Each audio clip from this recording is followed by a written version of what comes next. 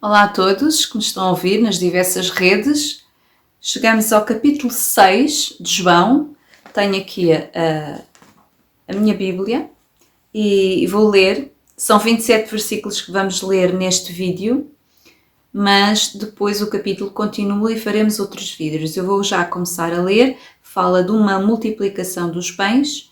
Jesus fez 2 multiplicações de pães e os evangelhos vão relatando mais ou menos consoante o evangelista quis colocar para transmitir a mensagem do testemunho do Evangelho.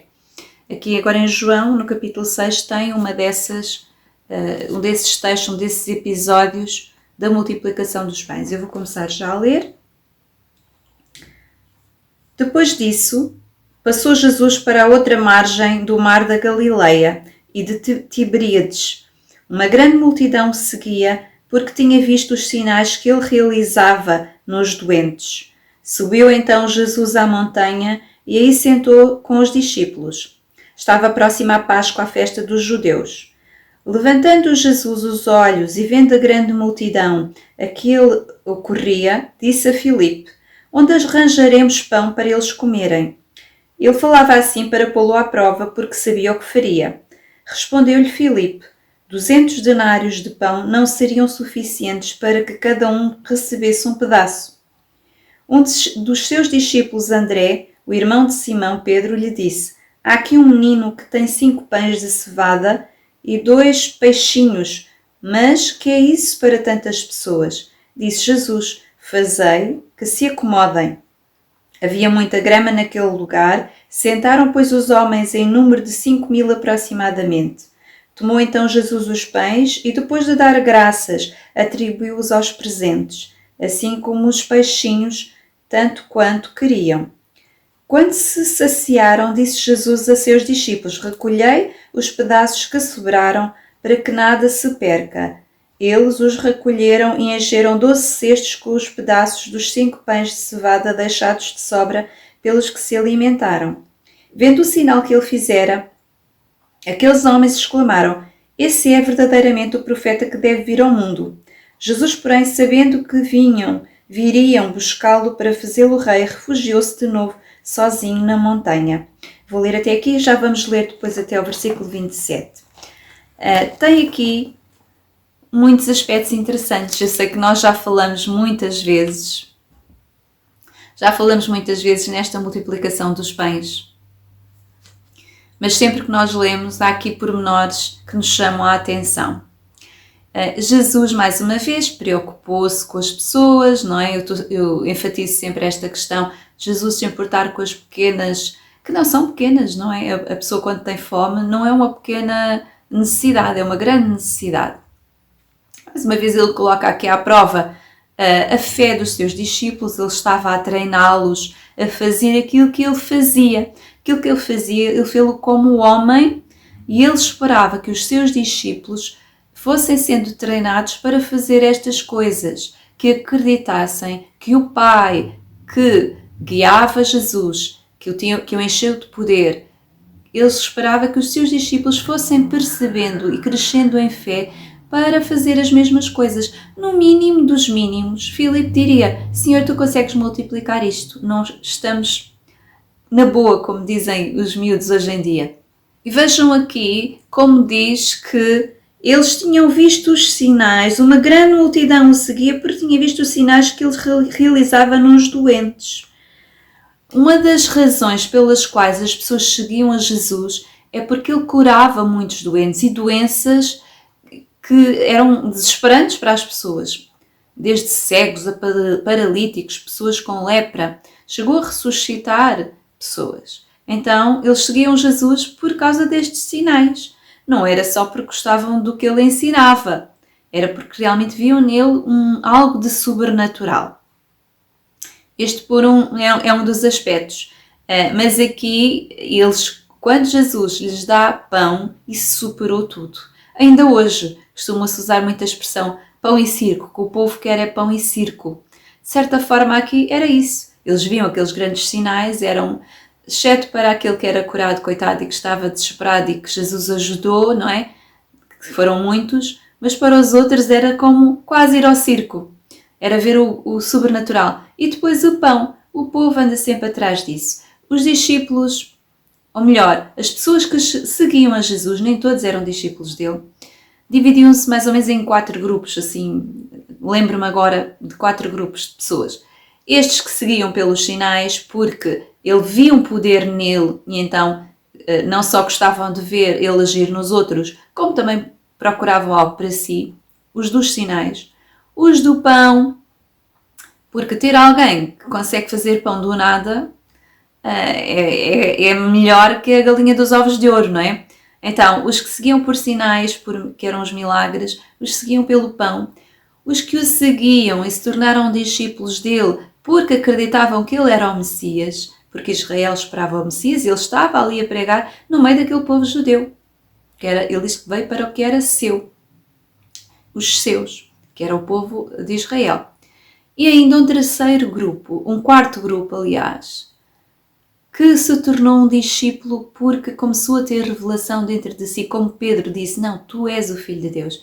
Quando houve uma altura que ele tinha 70 discípulos, além dos 12, ele começou a dizer, quem come a minha carne e bebe o meu sangue, começou a falar de comer a carne e beber o sangue. Vamos ver isso, penso que é já no capítulo 7 a seguir a este. E eles foram-se embora, não aguentaram, porque os judeus não comem sangue. E Jesus falava aquilo daquela forma figurada. E eles, olha, passaram-se. É o termo que nós usamos hoje. Realmente eles não conseguiram digerir essas palavras de Jesus. Embora eles já fossem discípulos, até já andavam a pregar também, porque Jesus também enviava esses 70 como os 12, mas não aguentaram. Então, havia estes 4 tipos de pessoas. Nós devemos ser aqueles discípulos que andam com Jesus e mesmo que nós não compreendamos tudo, eles iam por trás depois e perguntavam a Jesus, explica-nos lá esta parábola. E é assim, quando nós não compreendemos, no nosso tempo com Deus, nós devemos chegar diante do Pai e dizer, Senhor, explica-me lá isto. Às vezes podemos não ter a resposta lá, logo, imediatamente. Eu já tive respostas que demoraram muitos meses, mas eu procurei a resposta. Ainda estou a procurar outras respostas, porque já se soubesse tudo não tinha piada, não é? Então, aqui há estas questões destes discípulos que andavam atrás de Jesus por diversas razões. E nós não devemos vir a Deus porque temos medo de ir para o inferno. Nós devemos vir a Deus porque reconhecemos que Ele é o Senhor do Universo, que Ele é um Pai de amor incomparável, como nenhum Pai da Terra consegue amar como Ele nos ama. Deu o seu Filho, Deus amou o mundo de tal maneira que deu o seu Filho unigênito, para que todo aquele que nele crê não pereça, mas tenha a vida eterna. Que há inferno já sabemos, que há Satanás já sabemos. Nós já experimentámos aqui um pouco do que é que ele pretende para o ser humano, odeia o ser humano. E Deus ama-nos. Então, eu do lado tenho um Pai de amor que me ama, do outro lado tenho um imperador das trevas que odeia, que mata crianças, que fazem as maiores atrocidades e que usa esses servos para atingir todo esse mal. Então é fácil escolher. É claro que eu vou escolher o Pai de amor. Não por medo de ir para o inferno, mas porque eu experimentei que este amor é aquilo que me sacia, é aquilo que me traz paz, é a casa do Pai. No versículo 4 diz aqui que estava próxima à festa da Páscoa, a festa dos judeus. Isto pode parecer aqui esquisito, ser chamada a festa dos judeus. Quando Jesus era judeu, e nós estamos a ler um evangelho de João, era Yohanan, João era judeu também.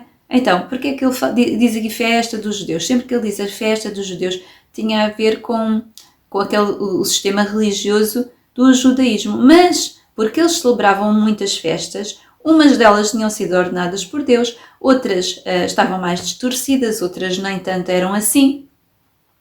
Mas a Páscoa foi ordenada por Deus. Não é a festa dos judeus, mas festa do Senhor. Eram as Moedim de Yahweh, que estava lá no Velho Testamento. Aqui o Evangelho de João é escrito para o mundo, alcançar o mundo todo. E para falar para todo o mundo, para todos os gentios, é preciso explicar esta festa.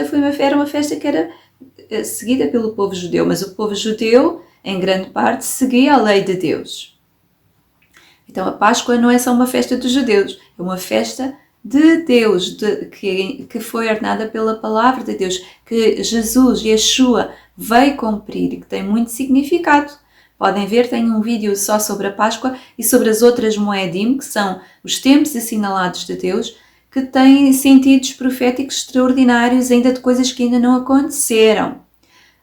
Eu agora a seguir ao Evangelho de João vamos começar por Daniel, mas depois talvez um dos temas que seria importante é abordar estas Moedim, porque estas Moedim vão dar-nos uma perspectiva do que aconteceu e do que vai acontecer, o fio condutor.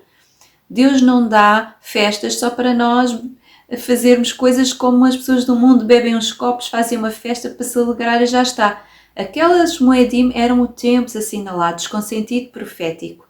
Tudo que Deus faz tem um sentido. Aqui este milagre dos pães termina aqui Jesus a fugir para evitar que o façam rei ali já naquele momento. Ele não veio para ser rei. Esta primeira vinda, ele veio para ser o servo sofredor, que vai ser o Cordeiro de Deus que tira o pecado do mundo e vai ser morto.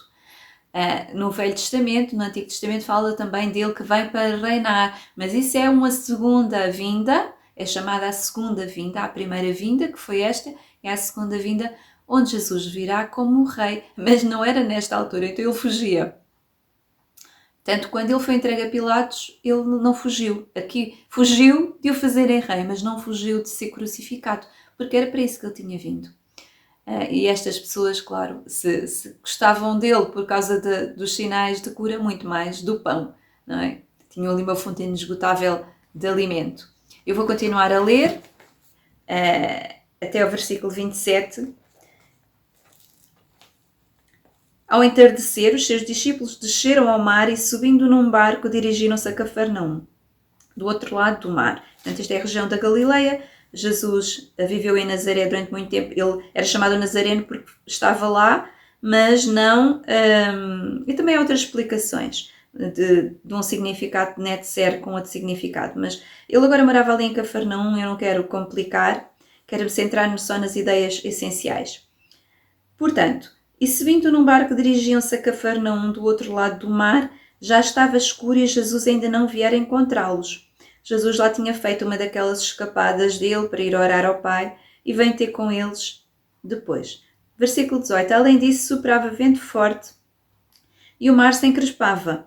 Tinham remado cerca de 25 ou 30 estádios quando viram Jesus aproximar-se do barco caminhando sobre o mar. Ficaram com medo. Jesus, porém, lhes disse: Sou eu, não temais. Quiseram então recolhê-lo no barco, mas ele imediatamente chegou à terra por onde iam. Aqui é um episódio em que Jesus anda sobre o mar, é diferente do outro em que Pedro andou sobre as águas e ele entra no barco. Aqui ele atravessou o mar todo sozinho e foi para o outro lado. Versículo 22. No dia seguinte, a multidão que permanecera do outro lado do mar percebeu que aí havia um único barco e que Jesus não entrara nele com os seus discípulos. Os discípulos haviam partido sozinhos. Outros barcos chegaram de Tiberíades, perto do lugar onde haviam comido o pão. Quando a multidão viu que Jesus não estava ali, nem seus discípulos, subiu aos barcos e veio para Cafarnaum à procura de Jesus. Encontrando do outro lado do mar, disseram-lhe: Rabi, quando chegaste aqui? Respondeu-lhe Jesus: em verdade vos digo, vós me procurais, não porque viste sinais, mas porque comestes dos pães e vos saciastes. Trabalhai não pelo alimento que se perde, mas pelo alimento que permanece até à vida eterna, alimento que o Filho do Homem vos dará, pois Deus o Pai o marcou com o seu selo. Aqui fala do selo. Eu já, esta semana, no canal do Telegram, partilhei um versículo que falava do selo. O selo é o Espírito Santo. Deus marca aquele que é seu com o Espírito Santo. E depois Jesus diz que tem um pão para dar, um alimento para dar. Quando eu disse que dei esta semana, foi na semana em que eu estou a gravar, porque eu quando vou partilhar o vídeo, sempre daí a umas semanas de eu ter gravado. Mas para mim, eu partilhei esta semana esse versículo. De qualquer forma, vai estar para trás um pouquinho no canal Telegram. Nas outras redes, se quiserem saber do que eu estou a falar, têm que ir ao canal Telegram. Então aqui Jesus andou sobre o mar, atravessou o mar. Mais uma vez eles viam estas coisas dos discípulos e ficavam Mas aqueles que estavam próximos estão a ver como haviam círculos de intimidade. Aquele povo vinha, depois havia sempre os mais próximos, os mais próximos. Havia círculos de proximidade com Jesus. Ele depois, claro, vai explicar que andam atrás dele por causa do pão, mas há um outro pão. Há um outro pão, que é um pão que dá vida eterna. Ele até mais para a frente vai dizer que ele próprio é o pão. E vai dizê-lo de muitas formas. Diz para comermos dele. Eu já vos disse ainda agora há pouco que há uma parte que ele diz para comermos a sua carne e bebermos o seu sangue. Aqui fala da Páscoa dos judeus. E esta Páscoa dos judeus, como eu disse, não era dos judeus, mas nessa Páscoa comia-se o cordeiro. Ele, quando diz para comermos a sua carne e o seu sangue, tem a ver com este cordeiro, com tomar para nós este sacrifício do cordeiro. E este pão é a vontade do Pai. Jesus já disse várias vezes que, no caso de Jesus, ele teve que fazer a sua missão e, no nosso caso, é a nossa missão. O pão de Deus para a minha vida é conhecer a vontade de Deus para a minha vida e obedecer-lhe. E estar e receber deste Espírito, que é como se fosse uma água que nos enche, que nos preenche. Nós não temos nada a ver com este mundo, porque este mundo jaz no maligno e vai perder-se. Isto vai como bola de neve, sempre aumentando. E não há lugar escuro, lugar secreto, comunidade isolada, grupinhos que nos vão poder proteger disto tudo. Só Deus nos pode proteger disto tudo. Os profetas andavam no meio de coisas terríveis e Deus os guardava. Não quer dizer que não vamos sofrer nada, mas quer dizer que estamos seguros debaixo da mão. A mão do Senhor está sobre nós e nos guarda. E se perdermos alguma coisa ou se perdermos a vida, isto é só um momentozinho temporário em toda a eternidade que nós vamos viver. E eu prefiro assegurar que a minha eternidade será uma boa eternidade ao lado de Deus. Vamos interromper por aqui, depois para a semana continuamos com a continuação do capítulo 6, a partir depois do versículo 27.